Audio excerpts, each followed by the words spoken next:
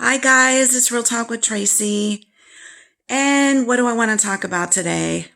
I want to talk about the mental lockdown that narcissists fool you to believe. They train you and teach you almost like you train a dog.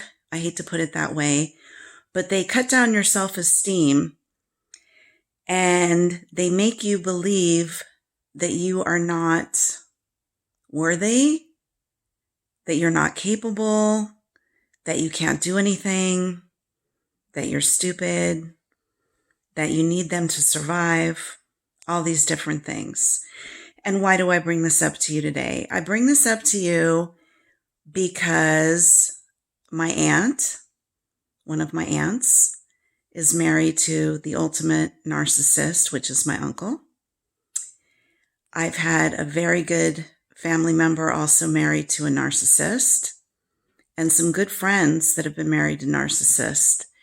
And it's amazing because they get, in this case, these men that are narcissists get these women into thinking that they're just not capable of anything without them, that they're just not bright enough, they're not smart enough, they're not capable.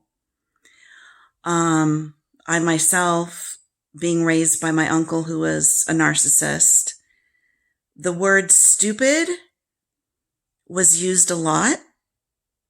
Stupid, you'll amount to nothing, you're lazy. I had a thyroid condition, so I was sleeping a lot. I still sleep a lot. I got up late today. I'm still in my nightgown. And I'm eventually going to go take a shower and get some stuff done. But growing up, everything was like I was made to feel worthless, lazy, stupid, fat. You're not going to amount to anything.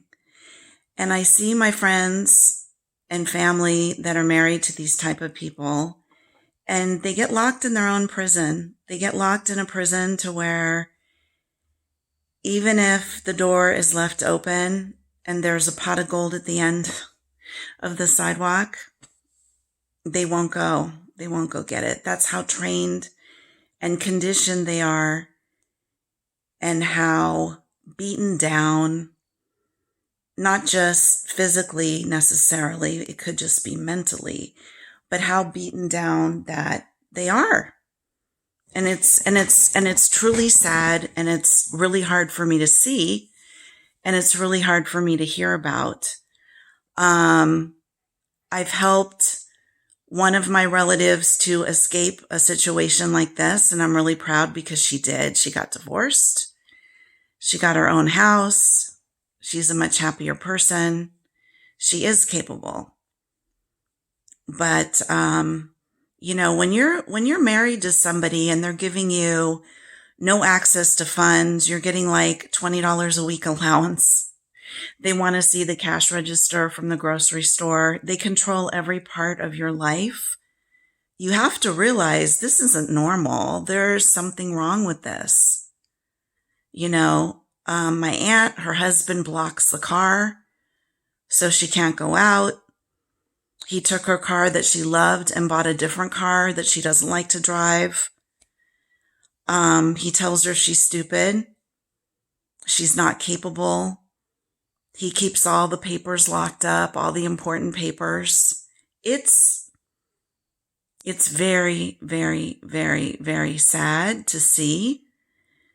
And everybody has their own tolerance for how much they're willing to take, how much abuse they're willing to take. There was a story, I don't know if I've told this before in a video, but there's an analogy which I like a lot. This dog was kept in a cage his whole life. And he was never let out of the cage. He was kept there his whole life. And someone finally found him, and they opened the cage. And they said, "You're free now. You're free. You can go. Come on. Come out of the cage."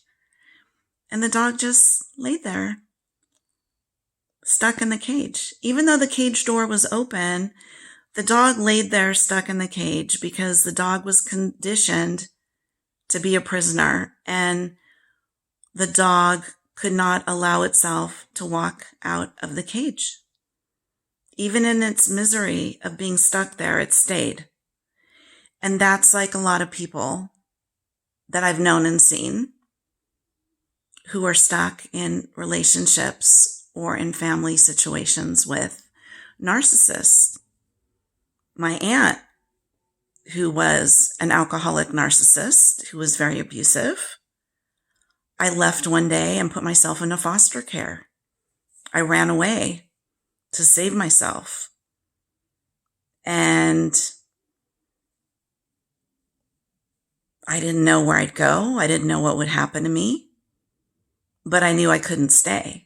I knew I was in danger. I knew that something horrible could happen to me. I was very afraid of her. And I left, and I didn't care about the story she would spin to the family about, I'm a bad girl. I left. She probably made up a story. I left with some guy or something. But no, I left, and I went to the police station, and I went to court, and I made a police report. And I was 15 years old, and I went into foster care. Foster care for me was a breath of relief.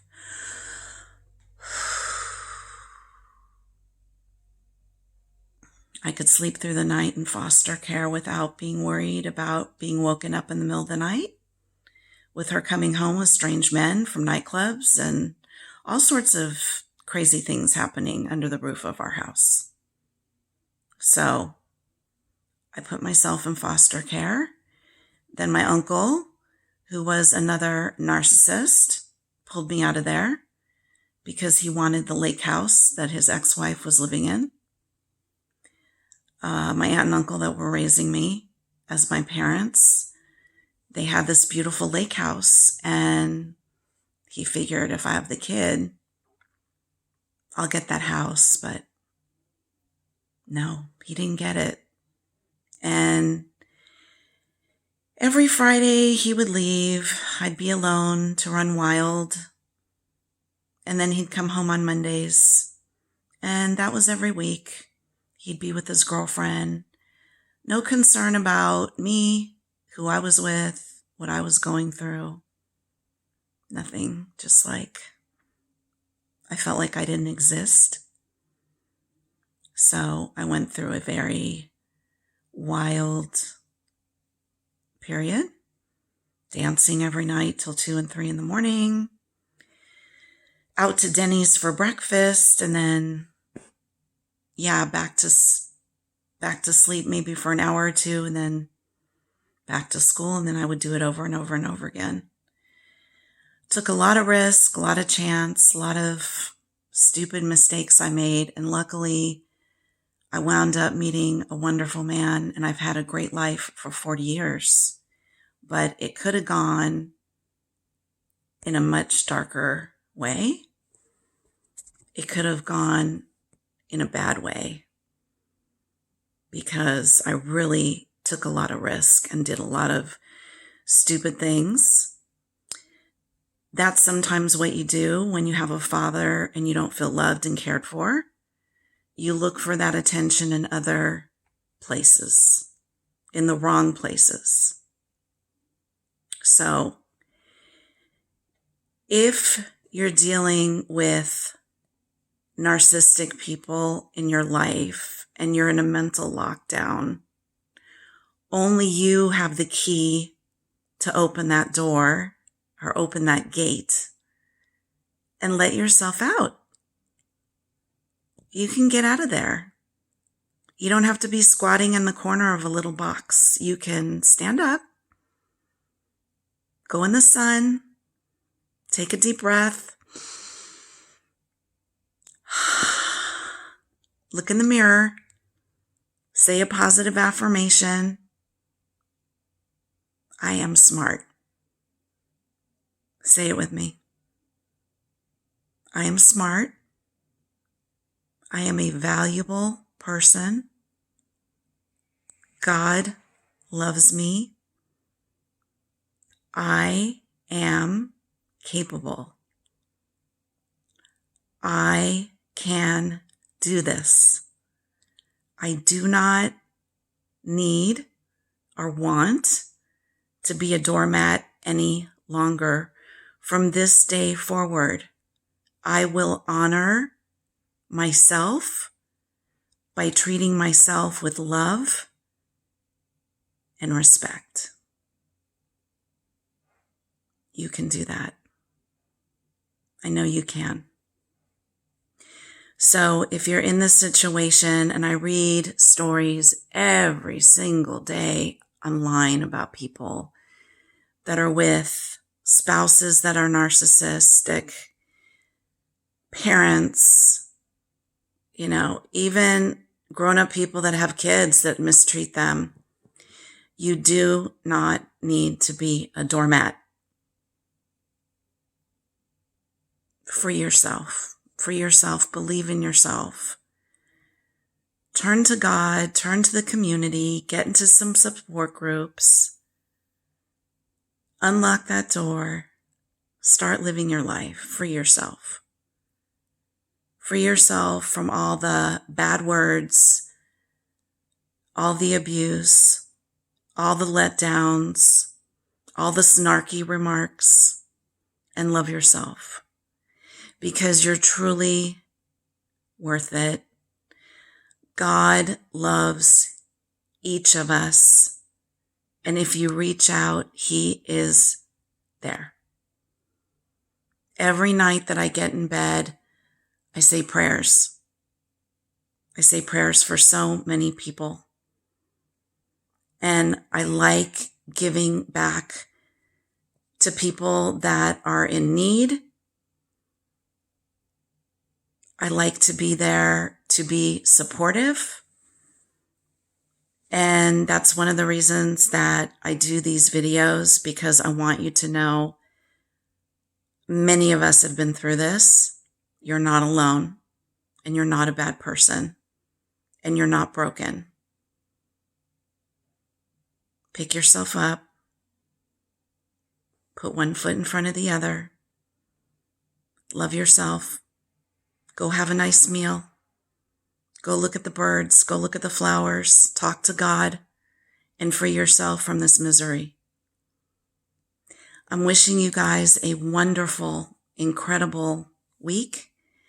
And I'm asking you to please subscribe because it's free. Love and hugs to all of you. Thank you for listening. Bye.